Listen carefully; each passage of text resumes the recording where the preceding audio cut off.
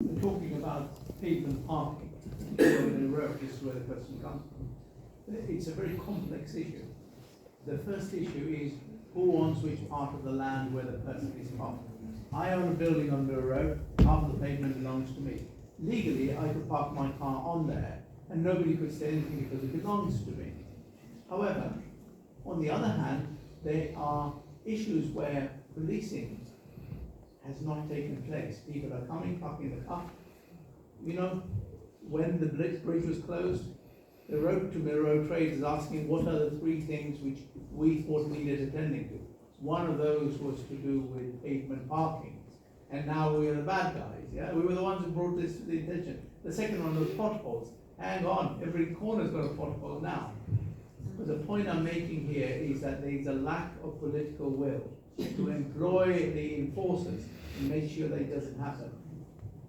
In doing so, they must also know which land belongs to who. It's no point putting that picture up, which Martin's been putting up, on the Broadway, when the land clearly belongs to the landlord. It doesn't belong to the council. And if you were to go outside Chapeau's shop, it's as wide as that pavement. That table. The pavement is as wide as that pavement. The rest of it belongs to him. That is true. I agree. Okay, so I can see a hand up, late in the middle. Can I just make a point of information, which is that potholes are a county issue again and nothing to do with the city council.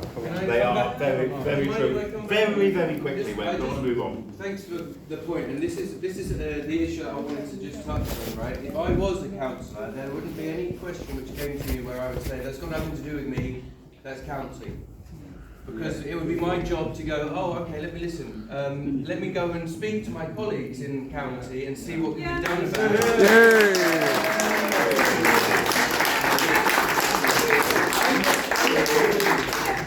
City councillors, I'm sure Dave will tell you, city councillors talk to the county all the time. Sure, but the main point is I would like to just raise, and this is something which came out of the meeting that you held in the library, Martin. Yeah.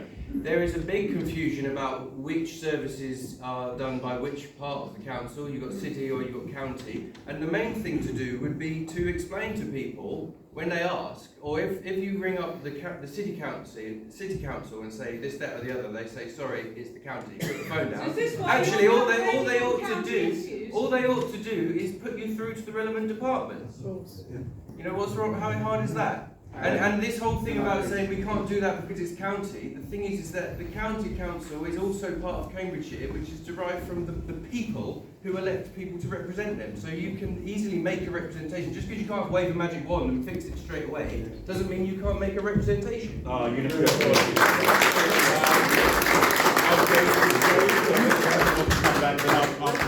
Let's get to the real issue. Why are there potholes in the road? There are potholes in the road because of 12 years of touring.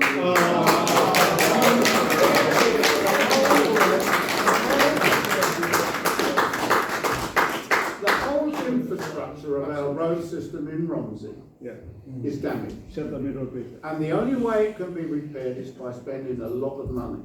Now we put up, without being able to repair those potholes properly or be able to repair the infrastructure of the roads for a lot of time. What now, about the 4.7 million that was spent on the congestion charge? It's got nothing to do with How would it got away fixing the potholes? Well, I'd just deal with this. When William rings up the county council, as if he was the councillor here in Romsey, and says there's a pothole in Thoday Street, if he knows where Thoday Street is, then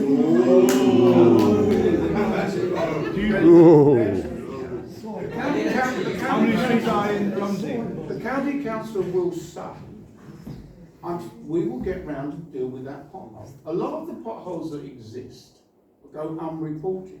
Mostly they get repaired within a week or so. 6 months. If the potholes are reported, then they're dealt with.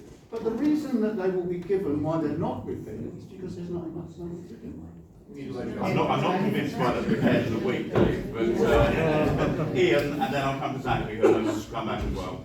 Hi, I just wanted to say that I disagree with David, and this is the right time to talk about this issue. You can't just keep kicking the can down the road, because we're very good in this society, unfortunately, of doing that. I'm not disagreeing. You know, it's really good there's this counter, because that's how things are sorted out. Disagreeing with people, finding common ground, and just being pleasant with each other. That's the key thing. We are all humans here. We are all good people. And we just need to listen, understand other people. Disagree, yes, but finding a way of finding that common ground, and not just throwing accusations at each other, not listen and try and work out something, because we need to do, it's not going to get done if you disagree all the time. And I feel that opportunity to disagree is important, but knowing that you need to make a constructive decision at a certain point, not just keep kicking it down the road, because it's not going to make it any easier. Exactly. Potholes are the same concern. Absolutely. I wouldn't be doing my job if I didn't come back on Dave's point there. I think it's outrageous, actually. You can name many things at the door of the government, but I think potholes in Cambridgeshire is not a fair one. I want to give people some context on this, okay? The Conservatives lost the county council a couple of years ago. One of the first things that the Labour and Liberal Democrat coalition did was cut the highways budget by several £1 million. That took money away from potholes. That money. It did.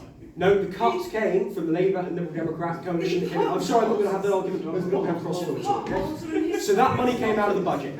Then the Conservative government in the last couple of years has given millions of pounds more funding to Cambridgeshire to repair those roads.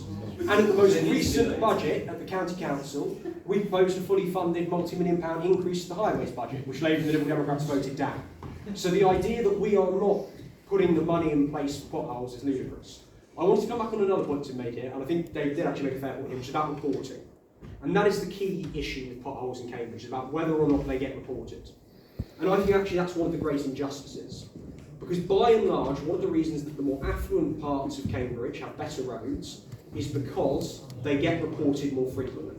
I spend a lot of time out campaigning and seeing people in many of the more deprived parts of the city where the roads barely exist anymore. And that is because they are not getting the attention they deserve the investment. So it's not just about fixing the roads in general, it's about ensuring that we don't concentrate that problem in the most deprived parts of the city, which are dealing with lots of other issues at the same time. And I don't think enough attention has been paid by county or city councillors to show responsibility for those issues in their wards. And that's something that Conservatives do very, very differently. And I think, as William put quite rightly, the first answer that any single councillor should take at any level of government is, okay, how can I deal with this problem, not it's the other guy's fault. Because that doesn't really cut it, frankly. Very good.